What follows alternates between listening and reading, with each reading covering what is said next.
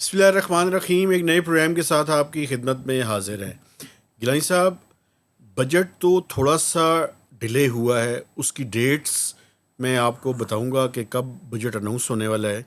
لیکن اس سے پہلے جو پاکستان کے انٹیریئر منسٹر ہیں وہ ان چند دنوں کے دوران دوسری دفعہ ایران پہنچ گئے ہیں. اور دوسری طرف پاکستان کے جو پرائم منسٹر ہیں وہ 23 سے 26 تک جا رہے ہیں چائنا. اور تیسری طرف مسٹر ڈونلڈ ٹرمپ جو ہے کبھی کہتے ہیں کہ ٹاکس ہونے والی ہیں، کبھی کہتے ہیں کہ ہم اٹیک کرنے والے ہیں. کچھ نہ کچھ کھچڑی اس بارے میں پک رہی ہے. وہ میں چاہتا ہوں کہ آپ اس کے بارے میں ڈیٹیل سے بتائیے گا کہ کیا ہو رہا ہے امریکہ اور ایران کے درمیان جو ممکنہ وار ہے یا پیس ٹاکس ہے. ممکنہ تصادم یا صلح. جی، ایک تو یہ ٹاپک ہے. دوسرا، سر آئی ایم ایف کی ٹیم 20 مئی تک جو ہے وہ یہاں پہ ہے، یعنی آج رات تک وہ ادھر اسلام آباد میں ہے.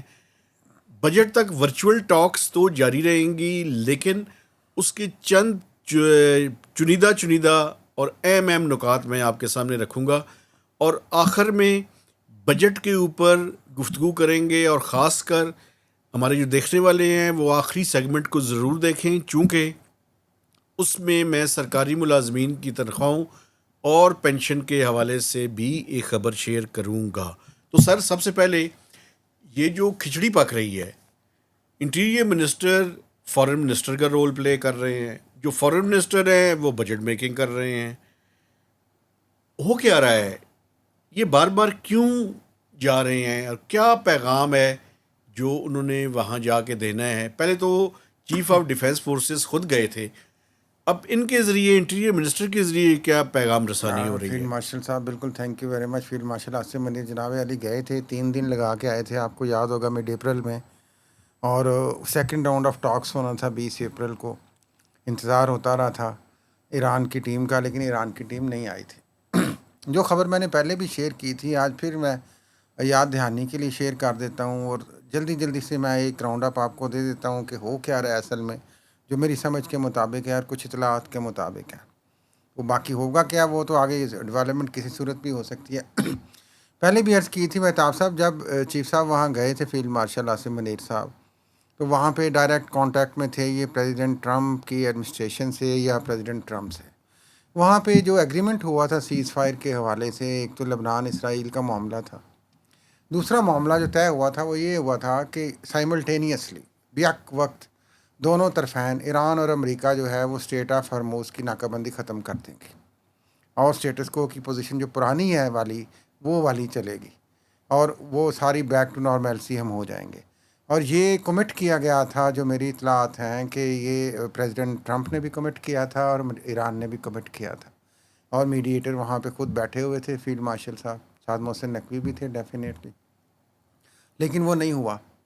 وہ اس لیے نہیں ہوا کہ ایران نے تو 17 اپریل کو کھول دیا اس کو، لیکن پریزیڈنٹ ٹرمپ نے اسی لمحے ٹویٹ کر دی کہ ہم تو نہیں ناکہ بندی ختم کر رہے. تو جس سے مسٹرسٹ کا لیول جو ہے وہ اور بڑھ گیا، ایک سیکنڈ سٹیج پہ چلا گیا. پہلے ہی مسٹرسٹ تھا، فرسٹ راؤنڈ ناکام ہوا تھا، ایرانی یہاں انتظار کر رہے تھے، یہ لوگ چلے گئے پریس کانفرنس کر کے.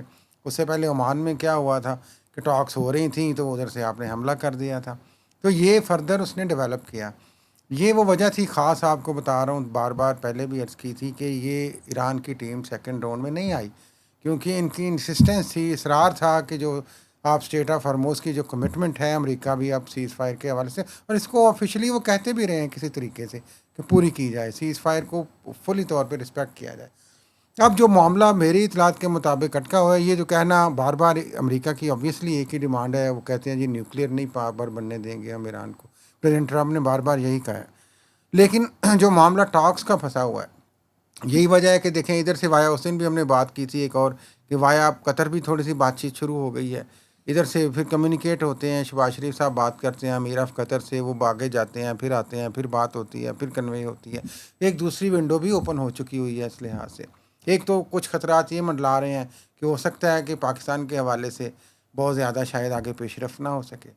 دوسری وجہ یہ ہے جو کی وجہ ہے کہ جو بار بار جا رہے ہیں. اب دیکھیں فیلڈ مارشل 3 دن وہاں رہے، اس کے بعد محسن نقوی بھی تقریباً 3 دن وہاں رہے تھے، اور اسی ہفتے میں ایک ہفتے میں وہ دوسری دفعہ پھر چلے گئے ہیں کچھ چیزیں لے کے. لیکن جو وہاں سے ایک کلیئر کٹ ڈیمانڈ ہے, جو میرا خیال ہے کہ جو ہیکپ ہے ابھی تک, وہ یہی ہے کہ سیز فائر کو اگر آپ نے فلی امپلیمنٹ کروائیں پہلے اور ناکہ بندی ختم کریں, امریکہ بھی اور ہم بھی ختم کر دیں گے, تو پھر ہم بات آگے جا کے نیوکلیئر کی ٹاکس بھی کر لیں گے, باقی ٹاکس بھی کر لیں گے. باقی ظاہر ہے یہ امریکہ کی طرف سے اپنی طرف سے فلرز چھوڑے جاتے ہیں, ایران کی طرف سے اپنی فلرز چھوڑے جاتے ہیں, پاکستان کی طرف سے ایک مبہم قسم کی انفارمیشن آتی ہے. لیکن ایک چیز آپ یہ ذہن میں رکھیں, اب جو انٹرسٹنگ ہے ایران کے جو پوائنٹ آف ویو کو میں تھوڑا سا وزن اس لیے دیتا ہوں ایز اے جرنلسٹ, کہ پاکستان کی طرف سے جو خبریں آتی ہیں وہ مبہم ہوتی ہیں. وہ اب ایون کہ جو پچھلا بھی وزٹ تھا محسن نقوی کا, اس کو اناؤنس نہیں کیا گیا. اس کے بعد بھی آ کے توقع کی جا رہی تھی کہ وہ بتائیں گے کچھ, لیکن انہوں نے کچھ نہیں بتایا. اب پھر وہ اچانک سے چلے گئے ہیں تو ایران سے خبر آئی ہے.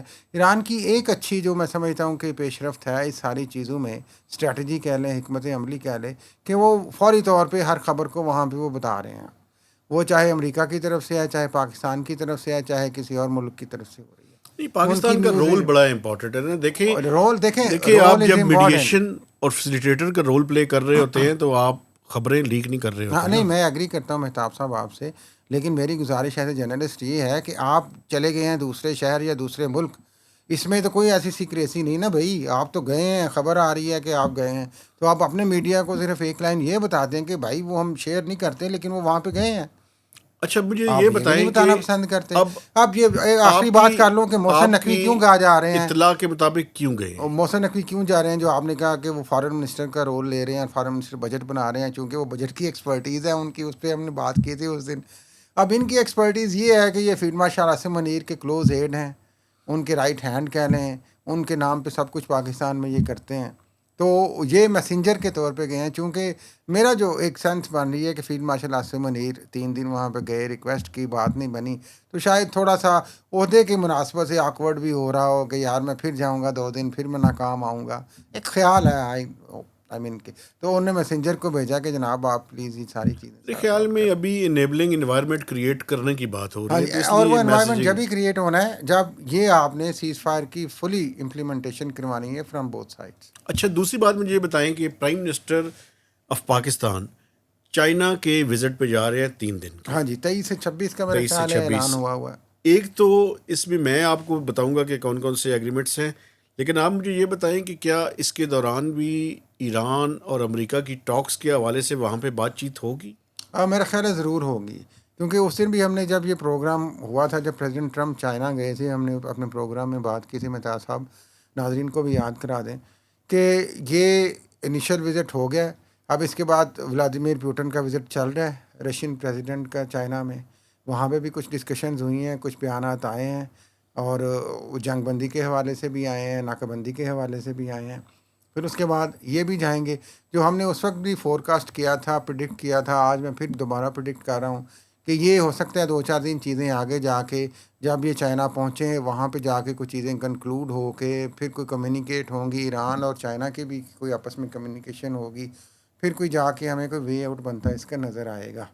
اچھا لائکلی وہی ہوگا کہ الٹیمیٹلی, کیونکہ اس کی ایک انڈیکیشن ادھر سے بھی آ گئی ہے کہ جو ایوان نمائندگان ہیں امریکہ کا, مہتاب صاحب, وہاں پہ بھی ایک قرارداد جو ہے وہ ابتدائی طور پہ پاس کر لی گئی ہے, جس میں 47 اور میرا خیال ہے 51 کی ریشو ہے ووٹنگ کی, جس میں انہوں نے کہا ہے کہ ایران کی جو ناکہ بندی ہم نے ناجائز طور پہ کی ہوئی ہے وہ ختم کی جائے. تو انڈیکیشن امریکہ سے بھی اس طرح کی آ رہی ہیں. اب ہو سکتا ہے فارملی وہ ریزولوشن پاس بھی ہو جائے, تو اس کے بعد پریزیڈنٹ ٹرمپ پہ اور ایک انٹرنل پریشر بھی ہوگا اس حوالے سے.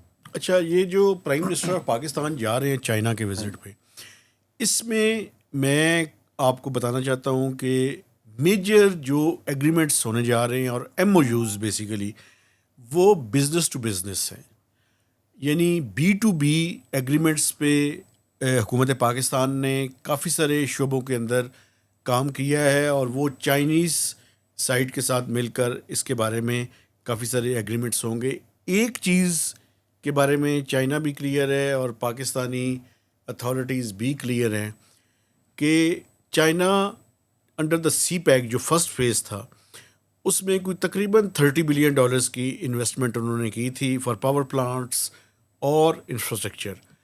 اب بھی چائنیز مزید انویسٹمنٹ کے لیے پاکستان میں تیار نہیں ہے, یعنی وہ اپنا پبلک منی جو ہے نا وہ مزید نہیں لگانا بریک چاہتے. لگا دیا انہوں نے. اسی وجہ سے جو ML1 ہے اگلے چند ہفتوں کے دوران یا کچھ مہینوں کے اندر آپ دیکھیں گے کہ ایشین ڈیولپمنٹ بینک اس کے لیے کوئی $1.2 بلین کی فائنینسنگ اپروو کرنے جا رہا ہے.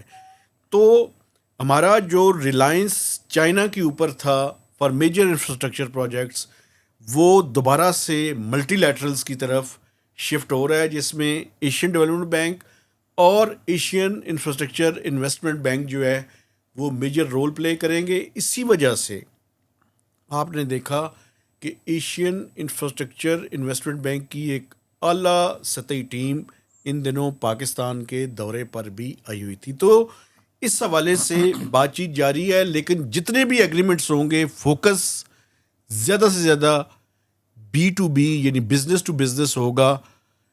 G2G یعنی گورنمنٹ ٹو گورنمنٹ ایگریمنٹس شاید کوئی MOU سائن ہو بھی جائیں, لیکن میجر فنڈنگ کی کوئی چیز چائنیز پاکستان میں مزید انویسٹ کرنے کے لیے تیار نہیں. ہاں دیکھیں اس میں چیلنجز ہیں نا مہتاب صاحب. آبویسلی چائنا کی طرف سے ایک تو ظاہر ہے ہم اپنی طرف سے ایز اے پاکستانی بھی تنقید کرتے ہیں جس طریقے کے معاہدے ہوتے ہیں یا ایگریمنٹس ہوتے ہیں. دوسری بات یہ کہ چائنا کو بھی نظر آ رہا ہے دیکھیں کہ کتنی مشکلات ہیں اور کتنے چیلنجز ہیں, سیکیورٹی کے حوالے سے ہیں, دوسرے اور معاملات کے حوالے سے ہم آئے دن دیکھتے ہیں جو کرپشن کے حوالے سے یا ان چیزوں کے حوالے سے رپورٹس آتی ہیں.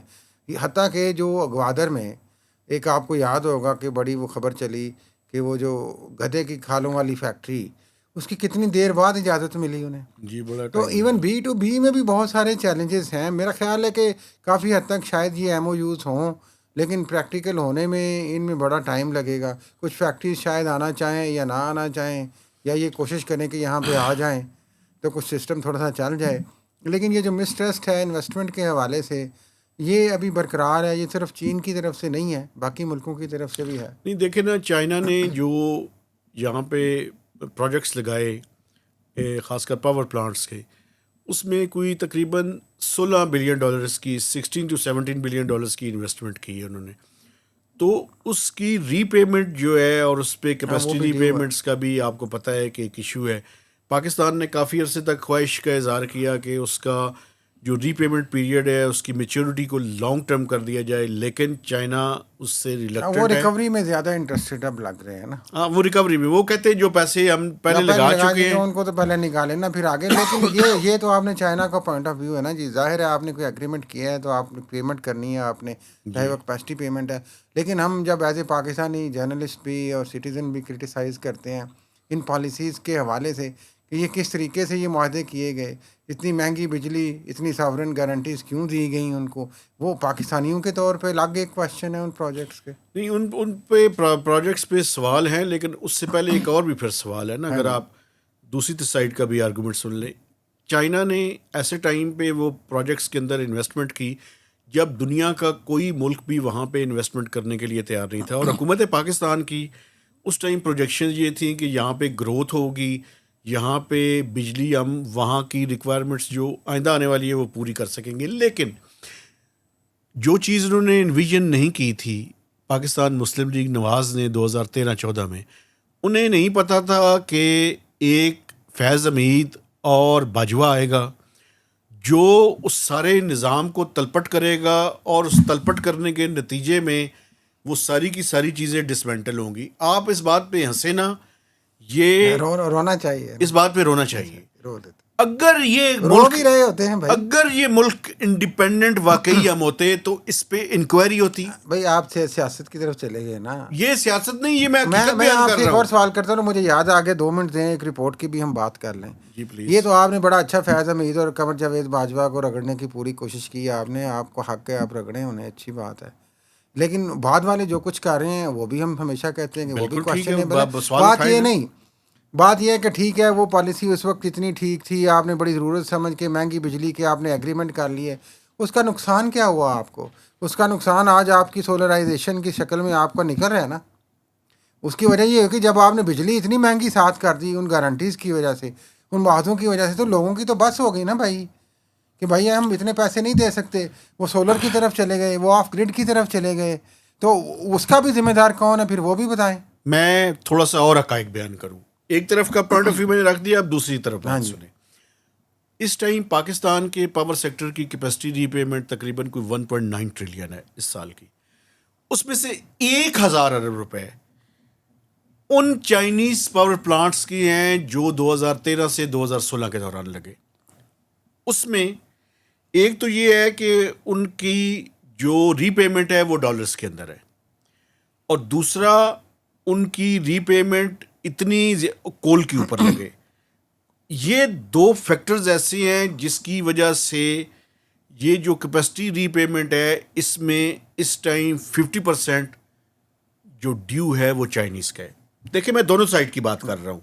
ایک طرف میں نے پہلے بات کی جو لوگ اس سارے فیاسکو کے رسپانسیبل ہیں, دوسری طرف انہوں نے جو ایگریمنٹس غلط کیے میں ان کی بات بھی کر رہا ہوں کہ انہوں نے ڈالرز کے اندر جو ری پیمنٹ کا ٹائم رکھا وہ غلط تھا. کول کے اوپر آپ مجھے بتائیں, کول آ رہا ہے امپورٹڈ کول پورٹ قاسم پہ کراچی, سائیوال میں آپ جا کے لگا رہے ہیں کول پاور پلانٹ, اور بڑا کرٹیسائز ہوا تھا کلائمیٹ چینج کے حوالے سے بھی, اس کے بڑے سیریس کانسیکوینسز ہیں, اس پہ بھی بڑی بات ہوئی ہے, لکھا گیا ہے, لیکن ہوا کیا ہے؟ کچھ ہوا ہے؟ کچھ بھی نہیں ہوا. تو پھر بات یہ نہیں, میں یہ بات کر رہا ہوں, ٹھیک ہے آپ نے یہ بات کر دی جناب, چلیں وہ سیاسی تلپٹ بھی ہو گئی, یہ ہو گیا جی کہ ضرورت تھی چائنیز کا 1000 کا.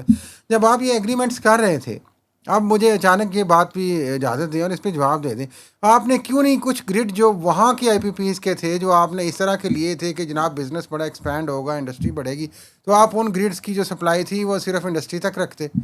آپ نے پورے پاکستان کے عوام پہ کیوں بوجھ ڈالا کہ آج پاکستان کے عوام ذلیل و خوار ہو رہے ہیں صرف بجلی کے بل پورے کرنے کے لیے؟ ان کا کیا قصور ہے؟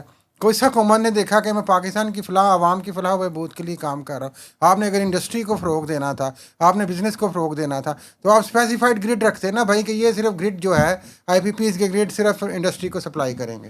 آپ اپنی جو آپ کی ڈسکو ہیں وہاں سے آپ دیں, اپنی تھرمل جنریشن سے دیں انہیں, آپ اس طرح آپ ہائیڈل سے دیں اپنی, میری بات آپ غریبوں کی فلاح بہبود کا بھی تو سوچ لینا بھائی جی, بڑی اس وقت ضرورت تھی, یہ تھی وہ تھی, بڑا آرگومنٹ کا جواب آرگومنٹ سے سنیں نا, جذباتی نہ ہونا, آرگومنٹ سے سنیں. آپ نے جب ٹرانسمیشن سسٹم لگانا ہوتا ہے, یہ ٹرانسمیشن لائنز لگانی ہوتی ہیں, تو وہ ٹرانسمیشن لائنز یہ نہیں ہو سکتا کہ صرف اس انڈسٹریل ایریا کو جو ہے یہ بجلی دی جائے گی اور باقی کسی جگہ نہیں جائے گی. یہ ٹیکنیکلی اور فزیبلی یہ وائبل نہیں کر لیتے نا. دوسری بات سنیں نا, دوسری بات یہ ہے کہ آپ نے وہ پاور جو آپ نے زیادہ پیدا کر لی. دیکھیں دو حل ہیں اس ملک میں, ہمیں جذبات سے ہٹ کے جو کمرشل ڈیسیژنز ہیں وہ کمرشل بیسس پہ کرنے پڑیں گے, اور وہ کمرشلز کیا ہیں وہ سن لیں. سردیوں میں بجلی کی ڈیمانڈ بہت کم ہو جاتی ہے, گرمیوں میں بہت ڈیمانڈ بڑھ جاتی ہے, فلکچویٹ ہوتی ہے, اور یہ کتنی ہوتی ہے؟ یہ 8000-9000 میگا واٹ سے نکل کر 35 سے 36,000 میگا واٹ تک جاتی ہے. اچھا سنیں نا, اب اس کا حل کیا ہے؟ اس کا حل یہ ہے کہ اپنے ریجنل کنٹریز کے ساتھ, جس میں انڈیا بھی شامل ہے, ایک تو انڈیا میں مودی آ گیا, وہ تو پاگل پن کی آخری حد نہ کرنے والی باتیں تو نہیں, سن لینا میری بات, میں یہ کرنے نہیں دیں گے تو میں کیسے بات کروں گا. سینٹرل ایشین ریپبلکس کے اندر افغانستان انکلوڈنگ انڈیا, ایران, یہ جتنا ریجن ہے, بنگلہ دیش, ان سب کو آپس میں یہ چیزیں طے کرنی پڑیں گی. مثلاً سینٹرل ایشین ریپبلکس میں وہاں پہ گرمیوں میں وہ زیادہ, چونکہ وہ ہائیڈل پاور جنریشن کرتے ہیں تو وہ پاکستان کو بجلی جو ہے وہ مہیا کر سکتے ہیں, سردیوں میں ہم انہیں بجلی دے سکتے ہیں.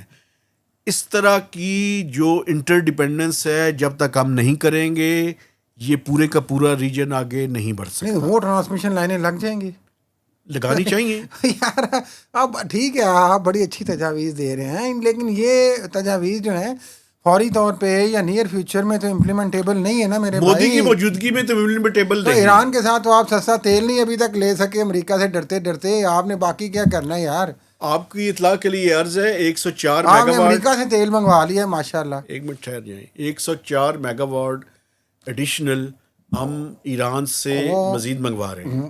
پہلے بھی وہ بلوچستان 100 میگا واٹ پہلے بھی ہے نا, بس وہاں کی حد تک کی ہے نا, لیکن جو بہت بڑے ہم فائدے اٹھا سکتے ہیں وہ ایسے تو کچھ نہیں ہے نا. ابھی گزارش کا مقصد یہ ہے کہ آپ کی باتیں ساری صحیح ہیں, فور ہم نے سب سے پہلے تو پاکستان کے عوام کا سوچنا تھا نا یار.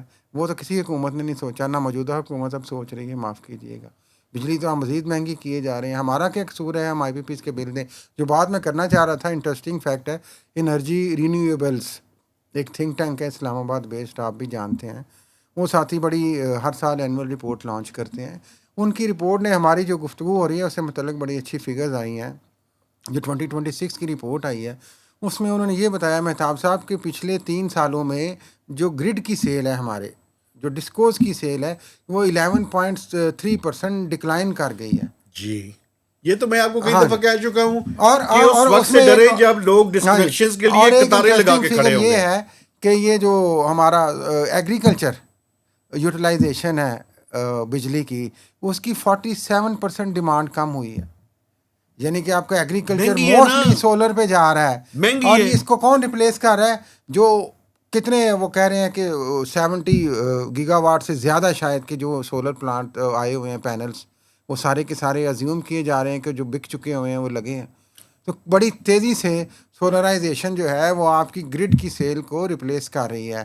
اور زیادہ آپ آف دی گرڈ اس لیے جائیں گے کہ آپ نے نیٹ میٹرنگ پہ بھی معاملات شروع کر دیے ہیں.